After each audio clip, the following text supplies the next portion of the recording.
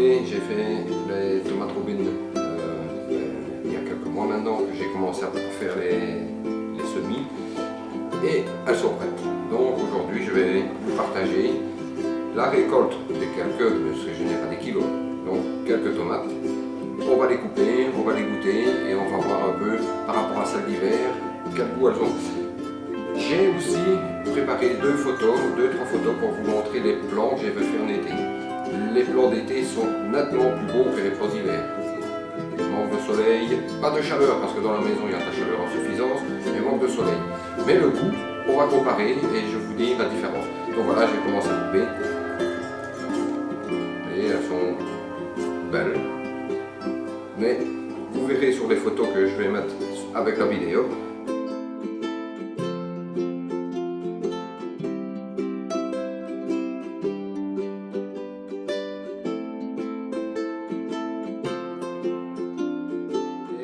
Les tomates d'été sont nettement plus belles que les tomates d'hiver.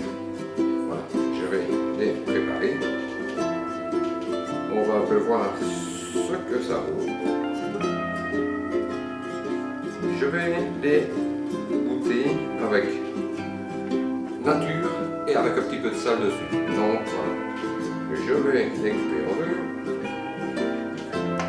Déjà, elles présentent très bien. Elles sont vraiment belles à l'intérieur. Un peu de jus, elles ont l'air parfaites. Donc, je vais vous dire ce que ça vaut.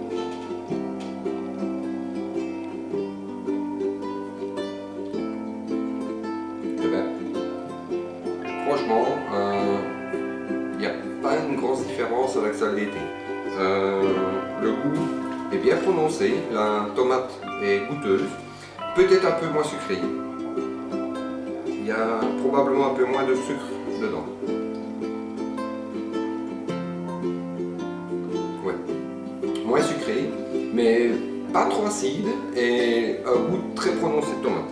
Maintenant, je vais faire avec un petit peu de sel. Je ne sais pas si vous savez, mais nous ici en Belgique, on les aime bien avec un petit peu de sel dessus. Donc, je vais vous dire ça. Rien, faut pas noyer la tomate de sel.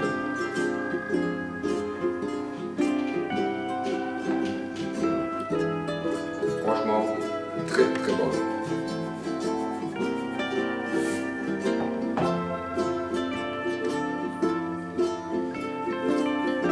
Ça donne vraiment très bien. Maintenant, franchement, le sucre, il en manque, c'est certain. Parce qu'en été, ces petites tomates, les tomates robines, sont très sucrées. Ici, il manque de sucre. Mais le goût de la tomate est bien prononcé par rapport même aux tomates qu'on peut acheter dans le commerce. Ça n'a rien à voir, c'est super bon. Et voilà.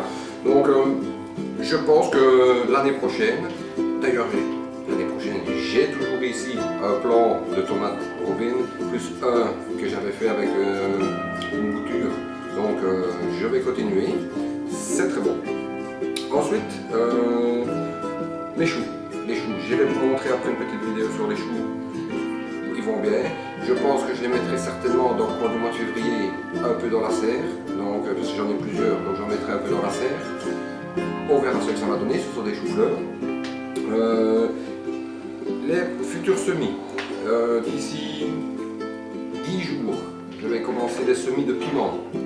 Parce qu'on arrive dans une période où il faut les faire. Parce que le piment, les poivrons, toute cette variété de plants sont très lents à pousser. Donc on les sème assez tôt. Pour ici, surtout ici, nous dans le nord, Belgique, nord de la France, comme c'est très lent, il faut les préparer assez tôt pour avoir une récolte dans le courant de l'été. Ou sinon, j'aurai aussi les tomates, mais ça, c'est la 3e semaine de mars. Là, je vous montrerai une vidéo où je prépare mes semis. J'ai quelques variétés cette année à nouveau à mettre en place, donc vous verrez, j'en ai quelques-unes. Je ferai ça avec du terreau de semis, parce que normalement j'utilise, voilà, ici en hiver, j'utilise du terreau universel, un bon terreau universel. Ne prenez pas un terreau trop bon marché, j'ai fait l'expérience, ça marche pas. Donc prenez un bon terreau universel si vous voulez. Même si vous voulez faire des semis, vous prenez un terreau universel, vous les passez au tamis et ça marche très bien. Maintenant, pour les tomates, moi, je préfère faire avec un terreau de semis. Chacun fait comme il veut, mais c'est mieux, voilà, on fait comme on veut. Ensuite, je continuerai à vous montrer un peu l'avancement de mes plants de tomates, mes choux, le futur du jardin aussi, parce que j'ai préparé une petite bordure, parce que je n'ai pas un grand jardin, j'ai préparé une bordure pour mettre des plantes aromatiques et tout ça. Et voilà, on verra un peu ce que ça pourra donner. Maintenant, je vais continuer la vidéo, je vais vous montrer les choux, tout ce qui est sous lumière artificielle, parce que je fais tout sous lumière artificielle, moi je préfère, ça ne file pas. Et puis on terminera la vidéo. Voilà, tout de suite. Je vais continuer. A tout de suite. Donc voici la suite de la vidéo. Voici les choux-fleurs que je vous avais parlé. Donc, vous voyez, ils deviennent vraiment beaux. Ça pousse bien. Ici, j'ai fait des nouveaux.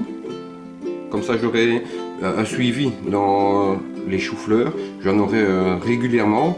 Je vais d'abord placer ceux-là dans la serre. Peut-être à l'extérieur, mais pas tous. Mais je vais peut-être en mettre à l'extérieur. Et puis ceux-ci, qui sont en train de pousser là. Je les dépoterai, puis je les remettrai dans un autre pot pour arriver au même résultat que ceux-ci. Et puis ils passeront dans le jardin. Là, vous voyez, mon basilic va super bien. Et voici la fameuse plante tomate robin que je vous parlais ici, avec, vous voyez, les fleurs qui sont sur le dessus. Elle va bien aussi. Par contre, celle-ci, je vais la laisser sous lampe artificielle en permanence. Je vais un peu voir la différence avec les tomates que je viens de vous présenter et voir un peu si le goût serait différent en ayant eu de la lumière artificielle en permanence. On verra, c'est une expérience. Voilà. Donc voilà, on arrive à la fin de la vidéo. Je ferai une prochaine vidéo, je pense, quand je vais commencer les semis des piments. Et je vous présenterai cela en même temps. Une bonne fin de journée à tous, portez-vous bien et à la prochaine. Au revoir.